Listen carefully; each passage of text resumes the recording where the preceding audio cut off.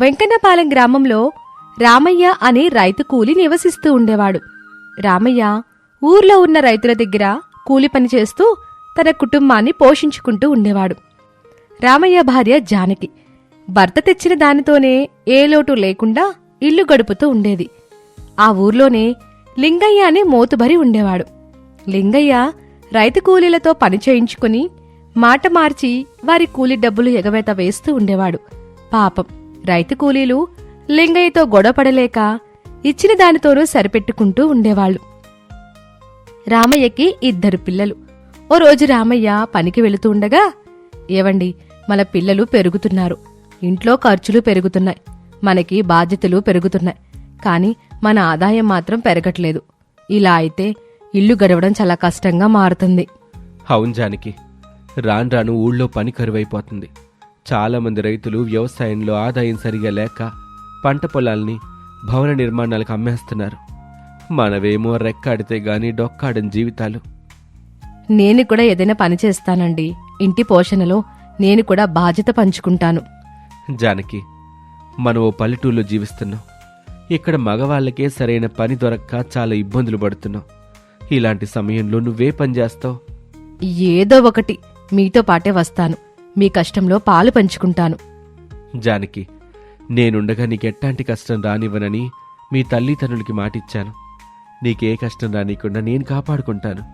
నువ్వు మన పిల్లల్ని జాగ్రత్తగా చూసుకో, నాకచ్చాలు.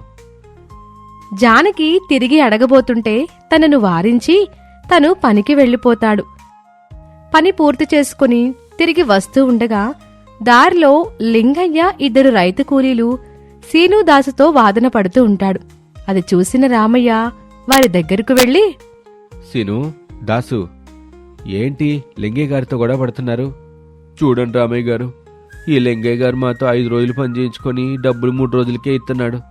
అడిగితే మీరు 3 రోజులే పనిచేశారు అంటున్నాడు. లింగయ్య గారు, మా లాంటి కూలోళ్ళతో మీకు గొడవలు ఎందుకండి? ఆ కూలి డబ్బులు ఏదో కాస్త ఇప్పించండి. 3 రోజుల్లో పూర్తవ్వాల్సిన పనిని వీళ్ళు కావాలని 5 రోజులు పొడిగించి చేశారు. అలాంటప్పుడు నేను 5 రోజులకి డబ్బులు ఎందుకు ఇస్తాను? అదేం కాదు, మేం మీ దగ్గర పనిచేసిన పని దాదాపు 7 రోజులు సమయం పట్టే పని, కానీ మేమే 5 రోజుల్లో పూర్తి చేశాం. ఏ లింగయ్య ఇంతే, పనికి ముందు ఒకలాగా, పని పూర్తయిన తర్వాత ఇంకోలాగా మాట్లాడతా మనలాంటి అలా కష్టాన్ని దోచుకుంటున్నాడు. లింగయ్య గారు, మేం కూలి పని చేసుకుని బ్రతికేవాళ్ళం. మాలాంటి వాళ్ళని మోసం చేయడానికి ప్రయత్నించకండి. దయచేసి వారి కూలీ డబ్బులు వారికి ఇప్పించండి. అదేమీ కుదరదు. మీ సంగతి నాకు తెలుసు. నాలాంటి ధనవంతుల దగ్గర డబ్బులు కాజేయడానికి మీరందరూ నాటకాలాడుతూ ఉంటారు. ఈ డబ్బులు తీసుకుంటే తీసుకోండి, లేదంటే పోండి. అంతేగాని నేను మీకు ₹1 కూడా ఎక్కువివ్వను. దాసు, సీను, ఇలాంటి వాళ్ళు మనల్ని మోసం చేసి ఎంతో కాలం క్షేమంగా ఉండలేరు. చచ్చిన వాడి పెళ్లికి వచ్చిందే కట్నం అనుకొని ఈ డబ్బు తీసుకోండి. ఇలాంటి వారిని ఆ దేవుడే శిక్షిస్తాడు. లింగయ్య దగ్గర డబ్బులు తీసుకుని రామయ్య దాసు సీనుకి ఇచ్చి నచ్చచెప్పి పంపిస్తాడు. అక్కడి నుంచి రామయ్య సరాసరి ఇంటికొస్తాడు. వచ్చిన తర్వాత తన భార్య జానకితో ఇలా అంటాడు. చూసావా జానకి, ఆ లింగయ్య ఎంత పనిచేశాడో? ఏవైందండి, ఎందుకలా దిగాలుగా ఉన్నారు? మన దాసు, సీను ఆ లింగయ్య దగ్గర 5 రోజులు పనిచేశారు. కాని లింగయ్య 3 రోజులకి డబ్బులిచ్చి మిగతా ఎగ్గొట్టాడు. వీళ్ళు తిరిగి అడిగితే ఏం చేసుకుంటారో చేసుకోండి అంటూ వాదిస్తున్నాడు. ఆ లింగయ్య సంగతి తెలిసిందే కదండి. అయినా మన వాళ్ళు అతని దగ్గర పనికెందుకెళ్లారు? లింగయ్య ఒట్టి మోసకారని తెలుసు కదా. ఏం చేస్తారు, ఊళ్ళో పనులు లేక ఎవరే పని చెప్పినా చేయడానికి సిద్ధంగా ఉన్నారు. ఇదే ఆసరాగా తీసుకుని ఆ లింగయ్య మనాలిని మోసం చేస్తున్నాడు. సరేలేండి, మీరేం దిగులు పడకండి. ఆ లింగయ్య లాంటి వాళ్ల సంగతి ఆ భగవంతుడే చూసుకుంటాడు. మీరు స్నానం చేసిరండి, భోజనం చేదురు. రామయ్య లోపలికి వెళ్ళిపోతాడు. ఇక రోజులు గడుస్తున్న కొద్దీ ఊర్లో నానాటికి పనులు తగ్గిపోతూ ఉంటాయి. పనులు లేక రైతు కూలీలు పట్టణాలకి వలసలు వెళుతూ ఉంటారు. కాని రామయ్య ఉన్న ఊరిని వదిలిపెట్టి వెళ్లలేక ఊర్లోనే పనికోసమని వెతుకుతూ ఉంటాడు. అలా తిరుగుతూ ఉండగా ఒకరోజు లింగయ్య తారసపడతాడు. ఏంటి రామయ్య, ఏం జరుగుతుంది? నీ తోటి కూలీలందరూ పట్టణానికి వలసెళ్ళిపోతున్నారంట. నువ్వెప్పుడు వెళ్తున్నావు?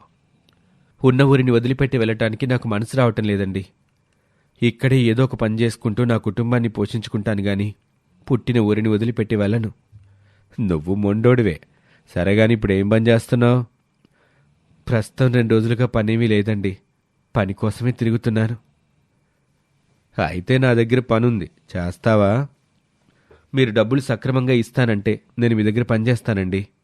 భలే ఓడివై పని చేయించుకొని డబ్బులు ఇవ్వకుండా ఉంటావా ఏంటి? తప్పకుండా ఇస్తాను. అలాగైతే సరేనండి. ఇంతకీ ఏం పని చేయాలో చెప్పలేదు.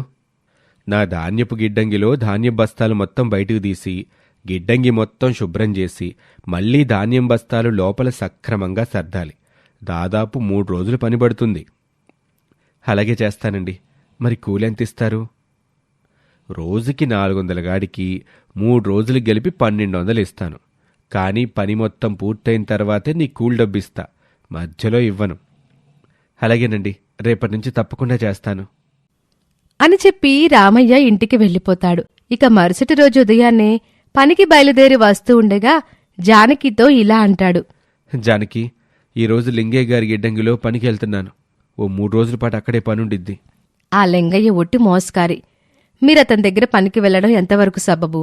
ఆ లింగయ్య పని చేయించుకుని డబ్బులు ఎక్కొడతాడు. అతని దగ్గరికి పనికెళ్లడం అవసరమా? మరేం చేయమంటావు? 4 రోజులుగా పనిలేక ఊరంతా ఖాళీగా తిరుగుతున్నాను.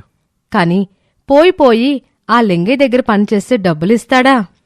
అదంతా నేను చూసుకుంటానులే, నువ్వేమీ కంగారు పడకు. సరే, సమయం మించిపోతుంది, నేను పనికెళ్ళొస్తాను అని చెప్పి రామయ్య లింగయ్య దగ్గర పనికి వెళ్తాడు. లింగయ్య చెప్పినట్టుగానే గిడ్డంగిలోని ధాన్యపు బస్తాలు మొత్తం బయటకు తీసి గిడ్డంగి మొత్తం శుభ్రం చేసి తిరిగి మళ్లీ ఆ ధాన్యపు బస్తాలను యథాస్థానంలో పెడతాడు. ఇక పని పూర్తయ్యేసరికి 3 రోజులు పడుతుంది. 3 రోజుల తర్వాత రామయ్య లింగయ్య దగ్గరికి కూలి డబ్బులు ఇవ్వమని వస్తాడు. లింగయ్య గారు, మీరు చెప్పినట్టుగానే పని మొత్తం పూర్తి చేశాను. మీరు చెప్పినట్టు నా కూలి డబ్బులు నాకు ఇప్పించండి. చెప్పిన పని పూర్తయింది కాబట్టి నీ డబ్బులు నీకు ఇస్తాను అని 600 రూపాయలు చేతిలో పెడతాడు. అవి చూసిన రామయ్య లింగయ్యతో, లింగయ్య గారు, మీరు రోజుకి 400 చొప్పున కూలి మాట్లాడారు. 3 రోజులకి గాను 1200 ఇస్తానని చెప్పారు. ఇప్పుడు 600 మాత్రమే ఇచ్చారు. మరి మిగతావి ఏంటి? నేను 3 రోజులకి గెలిపి 600 ఇస్తానని ముందుగానే చెప్పానుగా. ఇప్పుడు 1200 అంటావేంటి? అయ్యో, అలా కాదండి. మీరు 1200 ఇస్తానని ఒప్పుకున్నారు. అదేమీ లేదు. నేను చెప్పింది 600. తీసుకుంటే తీసుకో, లేకపోతే లేదు. రామయ్యకి లింగయ్య బుద్ధి అర్థమైంది. అందర్లాగానే తనని కూడా లింగయ్య మోసం చేశాడని అర్థం చేసుకుని ఇచ్చిన దానిని తీసుకుని ఇంటికి వచ్చాడు. ఇంటికొచ్చిన తర్వాత జరిగిన విషయం మొత్తం జానకికి చెప్పాడు. నేను మిమ్మల్ని ముందుగానే హెచ్చరించాను, ఆ లింగయ్య దగ్గర పనుకొద్దు అని. కాని మీరే ఖాళీగా ఉండలేక వెళ్లారు. ఇప్పుడు చూడండి తనేం చేశాడో. ఆ లింగయ్యకి తగిన శాస్తి చేస్తాను. అంత సులువుగా తనని వదిలిపెట్టను. తను నన్నే కాదు, ఈ ఊళ్ళో చాలామందిని ఇదే విధంగా మోసం చేశాడు. అందరికీ తగిన న్యాయం చేస్తాను అని రామయ్య ఒక పథకం ఆలోచిస్తాడు. లింగయ్య ద్వారా మోసపోయిన రైతు కూలీలతో మాట్లాడి రామయ్య రచించిన పథకాన్ని అమలు చేస్తారు. ఒకరోజు లింగయ్య దారిలో నడుచుకుంటూ వెళుతూ ఉండగా లింగయ్యకి వినబడేలాగా సీను దాసు మాట్లాడుకుంటూ ఉంటారు. దాసు, నువ్వు పనికి రావటం లేదు. ఏ పని చేయకుండా ఇంట్లోనే ఉంటున్నావు. మరి ఇల్లెట్టా గడుసుద్ది? అరే సీను, నాకు రామయ్య కాసులు పండే మొక్కల గురించి చెప్పాడు. వాటి విత్తనాలు కూడా నాకిచ్చాడు. నేను వాటిని మా ఇంటి దగ్గర పెరట్లో నాటాను. అవి కాసులు కాస్తున్నాయి. అవునరా, నేను ఈ మధ్య కాసులు పూసే మొక్కల గురించి విన్నాను. వాటి విత్తనాలు రామయ్య దగ్గర ఉన్నాయన్నమాట. అరే, నాకు కూడా ఇవి కావాలరా. నేను మా ఇంటి పెరట్లో పెడతాను. భలే వాడివిరా. రామయ్యని అడిగితే తప్పకుండా ఇస్తాడు. కానీ కాస్త ధర ఎక్కువ చెప్తున్నాడు. ఎంతైనా పర్లేదురా, మళ్ళీ మనకి కాసులే కదా వస్తాయి. అట్టంటప్పుడు ఎంత పెట్టుకున్నా మనకి లాభమేగా. అంతలో అటుగా రామయ్య వస్తాడు. సీను రామయ్యను పిలిచి ఇలా అడుగుతాడు. రామయ్యన్న, నేను కూడా నీ తమ్ముళ్ళంటోని. కాస్త నా మీద కూడా జాలి చూపించన్నా. ఏమేం సీను, దేని గురించి మాట్లాడుతున్నావు? అదే అన్నా, దాసుకి నువ్వు కాసులు మొక్కలు ఇత్తనాలు ఇచ్చావంట కదా. కాస్త నాకు కూడా ఇప్పిస్తే నా కష్టాలు తీరుతాయి. మీకు కూడా ఇవ్వచ్చు, కానీ అవి కాస్త ధర ఎక్కువ. మరి నువ్వు కొనగలవా? అన్నా, ఎంతైనా పర్లేదన్నా, నేను కొంటాను. అసలే నువ్వు పిల్లలు గలవాడివి, కష్టాలు పడుతున్నావు. సరేలే, సాయంత్రం ఇంటికొచ్చి తీసుకెళ్ళు, కానీ డబ్బు మాత్రం ముందే ఇవ్వాలి. అటగే అన్నా, సాయంత్రం వచ్చి డబ్బు మొత్తం ఇచ్చి విత్తనాలు తీసుకుంటాను అని అందరూ అక్కడి నుంచి వెళ్ళిపోతారు. ఇదంతా విన్న లింగయ్యకి దురాశ పుడుతుంది. తాను కూడా రామయ్య దగ్గర కాసుల మొక్కలొచ్చే విత్తనాలు కొనాలి అనుకుంటాడు. కాసులు పూసే మొక్కలున్నాయని నేను కూడా ఎక్కడో విన్నాను. వాటి విత్తనాలు రామయ్య దగ్గరున్నాయన్నమాట. ఎంత ఖర్చైనా పర్వాలేదు, మనం కూడా వాటిని కొని మన పెరట్లో నాటుదాం అనుకుని మరుసటి రోజు లింగయ్య రామయ్య దగ్గరకొచ్చి విత్తనాలు అడుగుతాడు. రామయ్య, ధర ఎంతైనా పర్వాలేదు, నాకు మాత్రం కాసులు పండే విత్తనాలు కావాలి. భలేవారే, మీరు నాకు డబ్బివ్వాలి గాని ఎన్ని విత్తనాలైనా ఇస్తాను. కానీ ఈ మొక్కలు పండించేటప్పుడు కొన్ని నియమాలు పాటించాలి. అప్పుడే విత్తనాలు మొలకెత్తి కాసులు కాస్తాయి, లేకపోతే మొక్క కూడా మొలవదు. కాసుల పంట పండుతుంటే నియమాలదే ఉంది, తప్పకుండా పాటిస్తాను. సరే వినండి, ఈ విత్తనాలు పండే సమయంలో మీరెవ్వరినీ మోసం చేయకూడదు, న్యాయంగా నడుచుకోవాలి. మీరు అన్యాయంగా నడుచుకుంటే ఈ మొక్కలు మీ ఇంట్లో పెరగవు. సరే, అలాగే నడుచుకుంటాను.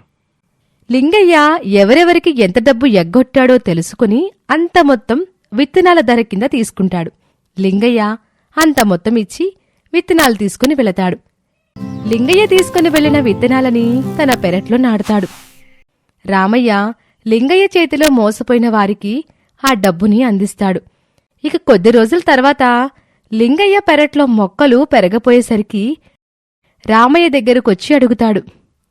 రామయ్య, నువ్విచ్చిన విత్తనాలు మొలవలేదు, ఎందుచేతంటావు? ఇంతలో అక్కడికి సీను, దాసు ఇద్దరూ వస్తారు. లింగయ్య గారు, ఇప్పుడు నేను మీకు ఒక నిజం చెప్తున్నాను. అదేంటంటే, అసలు కాసులు పండించే మొక్కలు ఈ భూమి మీద లేనేలేవు. మీరు ఈ ఊళ్ళో రైతుల కూలీలకు డబ్బులెగొట్టారు.